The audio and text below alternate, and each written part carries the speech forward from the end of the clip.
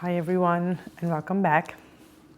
Today I would like to talk about the therapy process and how it goes. Usually in my experience, I would go there to my therapist's office, I would sit down and I would start talking about my week, how my week was. And usually a lot of things come up in that hour that I have with her that I wouldn't have expected. And sometimes I do expect some things to come up, but many times some stuff that I was never aware of come up. And I'm like, wow, okay, where did this come from? And obviously it was stuff that I did the mental work on subconsciously during the week. In fact, when I step outside of her office is when the real work starts. Because when I'm talking and processing with her, I'm just telling her what's going on in my life. But the moment I step outside of her office till the moment I step back in is where all the mental rewiring, like the brain rewiring happens, where my brain realizes, oh, this is because of that, and this other thing is because of this. And it's just very interesting to see how the therapy process works. That is not just that hour that you have with your therapist. It's a lot more. It's a lot, like it's all the time. Once you start the therapy process, like when you start going to therapy, is when you will start working all the time on stuff, on beliefs, on things that you think about yourself that are not real, or you think about others, or your relationship to others. It's just a lot of things that come up and then they have to be dealt with. My week in my personal life has been about when I went to see my therapist. I told her that I needed to heal my relationship with money because I was so afraid of looking into my bank account because I just didn't know what to do and how to handle things and all that. And she said that in order for me to not let money control me and me controlling it, I need to look at it. It seems like so obvious, but it wasn't for me. Like, not that it wasn't for me. Sometimes we can know things, but pretend we don't know the things and just like put the, how do you say those things that you put on the horse so he doesn't look at the side, but only a tunnel vision. I kind of put those on myself and blinders, whatever, side blinders. So I kind of put those on because I didn't want to look at my bank account and I was so afraid of it. And she said, to be able to control your money and not let your money control you, you need to do this. And I told her, she said, can you come up with a list of expenses that you have and go and look at your bank account? I said, I don't have the courage yet to look at my bank account, but I can make this first line of the list, which is rent. I can say rent and write how much I'm spending for that. And that's all I can do for this week. And she said, let's do that and we will see what happens next week. So that's what I did. I just started a note on my phone and wrote expenses, rent, and how much I was paying. And so, yeah, I'm proud of that. It's not a lot of progress, but I want to cheer myself up just for that little progress because hopefully more is going to come in the future. So doing that with her helped me kind of realize, okay, money is controlling me. And I don't like that. I do not like the fact that money is in control of me.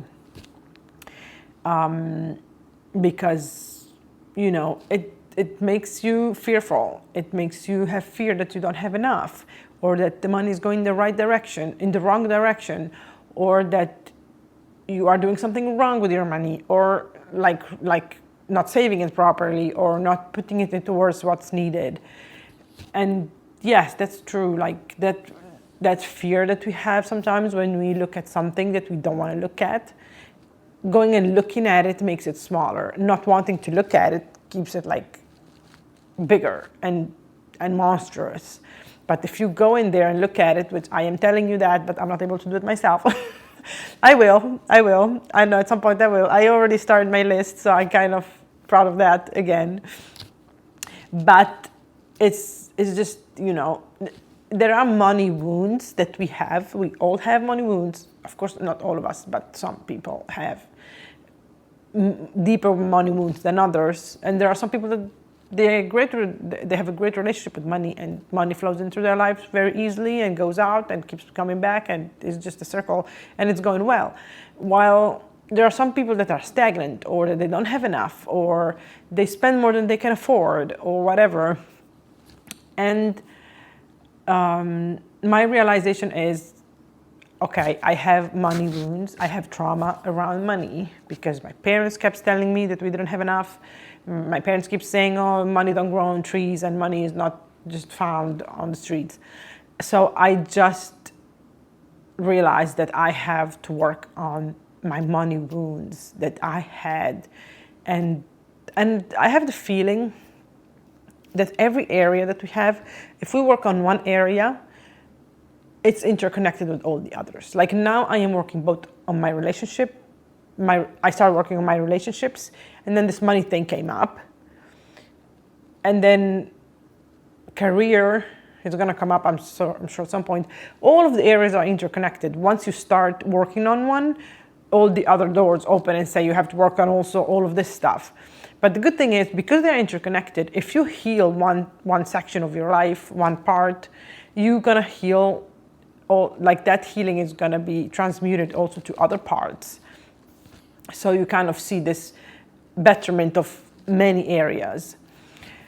So that's like good, that that they are interconnected because of that reason, because then you just work on one and everything else, it's a domino effect. Everything else gets better. Just the same on the opposite. If something goes wrong in one area, usually all other areas start to go wrong.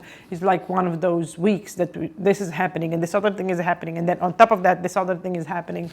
So yeah, sometimes it's just a lot of work to do because we have so many areas to work on.